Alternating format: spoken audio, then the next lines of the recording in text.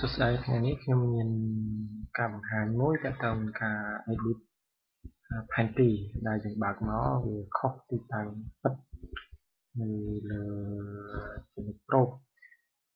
ហើយយើងប្រើកម្មវិធី Map Info ដើម្បីធ្វើការ edit វាយើងនឹងឃើញវាជាទីតាំងពិតដែលខ្ញុំបានបើកនៅលើ Map Info ហើយយើងមើលនៅទីតាំងពិតនៅលើចំណុចប្រូបបាទគឺវា offset ធម្មតា map គឺយើងបើកឃើញគឺវានៅទីនេះប៉ុន្តែនៅពេលដែលយើង open វាមកគឺវានៅទីតាំងផ្សេងទៅវិញអញ្ចឹងខ្ញុំនឹងបង្ហាញថាដើម្បីធ្វើម៉េចយើងអាចទាញផែនទីហ្នឹងដើម្បីដាក់ទីតាំងវាឲ្យត្រឹមត្រូវទៅនឹងទីតាំងរបស់វាខ្ញុំនឹងឃើញឆ្នាំនៅ map info យើងនឹងឃើញទីតាំងផែនទីពិតអូខេអញ្ចឹងវាអត់ពិបាកទេយើងគ្រាន់តែចាំថា map ដែលយើងត្រូវ edit ហ្នឹងគឺ map នេះអាច select ទៅវាអូខេសូមបញ្ជាក់ផងថា map info ដែលខ្ញុំកំពុងតែប្រើគឺ map info version 11.0 release year 15អូខេអញ្ចឹងធ្វើការ edit វាឲ្យពីក្នុងវាចូលមក file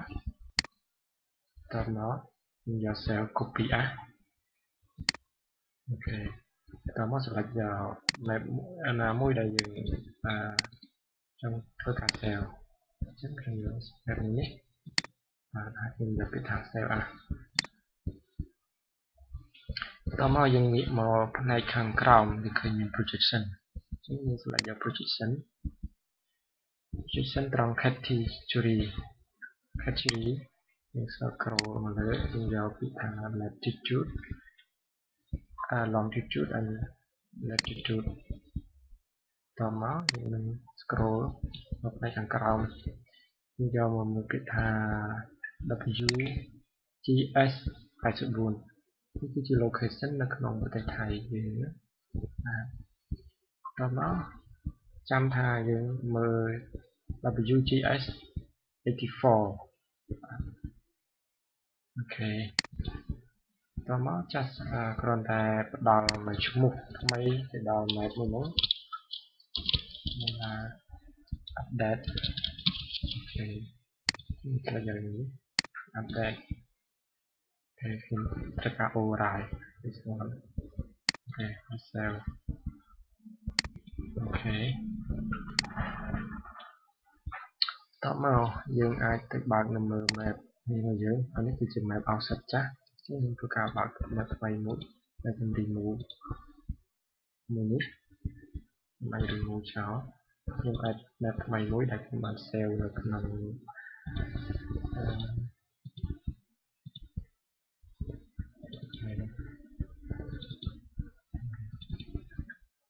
ចឹងមានថា retry KKNA SO008 ចឹងខ្ញុំ click ទៅវាខ្ញុំ open មុននឹងខ្ញុំ open ខ្ញុំចង់ដឹងថានៅពេលខ្ញុំបិទ map នេះដំបូងគឺ map វានៅត្រង់នេះឃើញទេអញ្ចឹងខ្ញុំចង់ដឹងពេលខ្ញុំ save map ឬក៏ edit offset map ហើយតែវាយ៉ាងណាឬក៏យើងអាច click លើនេះ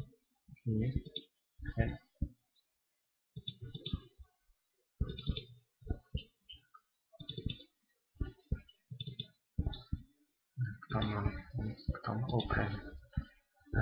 ព្រោះខ្ញុំ open ខ្ញុំចង់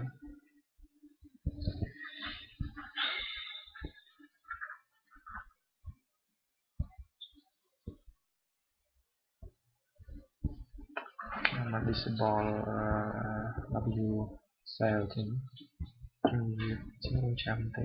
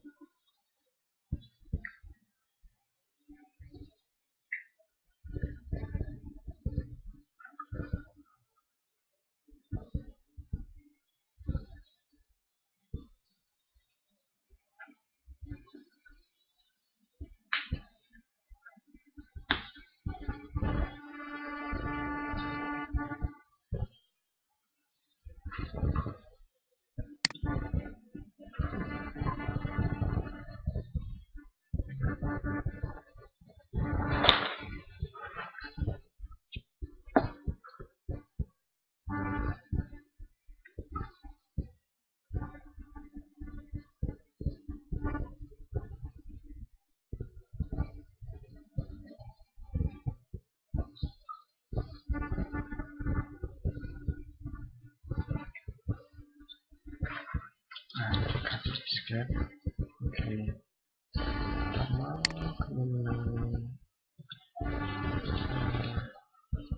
Explore map នៅក្នុងប្រទេសថៃទាំងមូលសិនពីព្រោះធ្វើឲ្យជិនដើរយឺតអញ្ចឹងការខ្ញុំ visible cell ដល់ចេញ zoom in ទៅរកផែនទីនៃបាន AD ឡើងហ្នឹង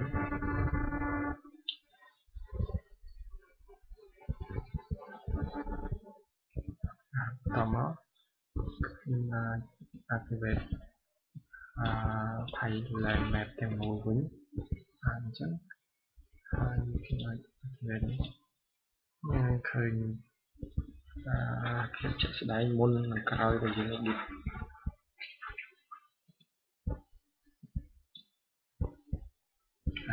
ក្រោយពីមុនយើង edit គឺ map នៅត្រង់នេះហ្នឹងតមក edit មកគឺ map បានត្រូវទីតាំងខ្លួនយើងមុនបាទមានតែប៉ុណ្ណឹងក្នុងកតា edit ហើយមួយទៀតឧទាហរណ៍ថាយើងមិនមាន map info យើងអាចបាន map info សម្រាប់ធ្វើការ compare map ទេយើងអាចខ edit map នៅក្នុង Generic Pro បានដែរមានន័យថាកម្មវិធីក៏វាមាន option មួយគឺសម្រាប់យើងធ្វើការ edit location នៅលើ map ហើយអញ្ចឹងខ្ញុំនឹងបង្ហាញផងដែរហើយយើង edit យ៉ាងម៉េចតែមុននឹង edit យើងលុះត្រាតែយើងដឹងថាទីតាំងពិតនៃ map ហ្នឹងវានៅត្រង់ណាសិនទៅយើងអាច edit បានបាទជាឧទាហរណ៍ថាខ្ញុំមាន offset map ខ្ញុំធ្វើការ disable អញ្ចឹងអូខេហើយខ្ញុំនឹង disable Thailand map ទាំងមូលនេះdisable server សិនតមកខ្ញុំនឹង open offset map នេះគឺជា offset map ខ្ញុំនឹងធ្វើការ open open មកខ្ញុំ scroll វា zoom in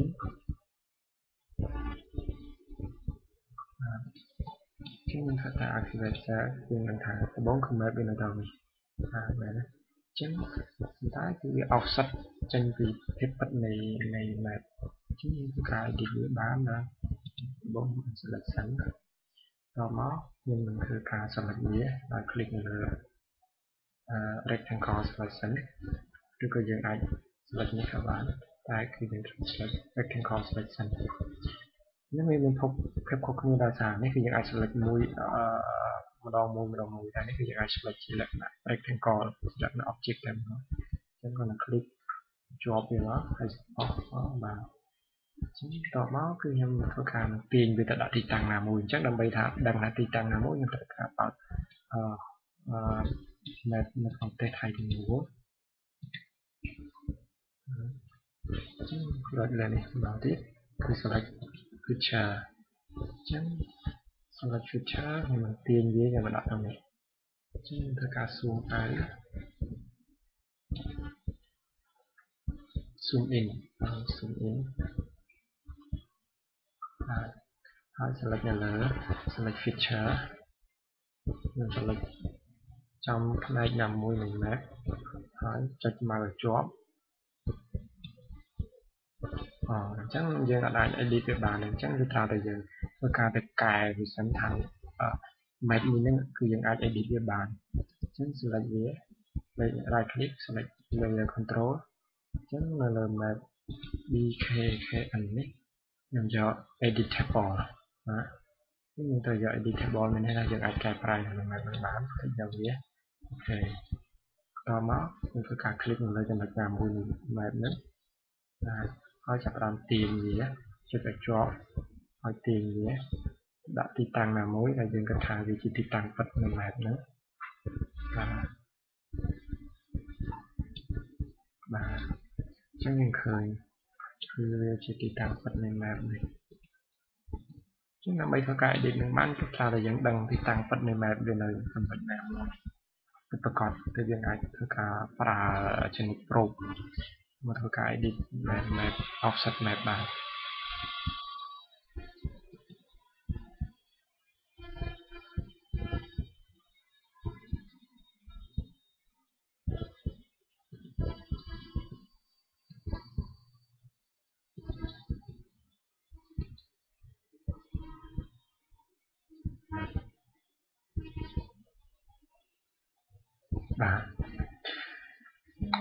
ពេលខ្លះយើងគិតថា map វាអាច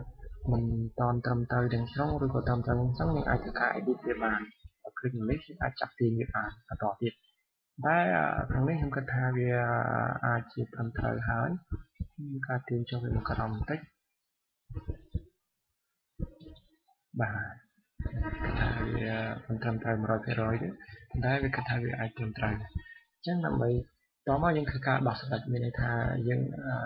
ក្រោយពី edit វារួចហើយក្រោយពីកែប្រែរួចហើយយើងត្រូវការបិទវាកុំឲ្យមានការកែប្រែទៀតបើមិនយើងអាចបិទវាអាចคลิกច្រឡំឬក៏ទាញច្រឡំទៅវាអាចខូចទ្រង់ទ្រាយនេះដែរអញ្ចឹងការបិទទៅវិញយើង click លើ map ណាមួយដែលយើងចង់បិទហើយដោះ select ឆក់ថា editable អូខេអញ្ចឹងវាអាចប្រើបានដែរចា៎ខ្ញុំមានតែប៉ុណ្្នឹងទេសម្រាប់ការ edit offset map នៅក្នុង map info ក៏ដូចជានៅក្នុងចំណុច pro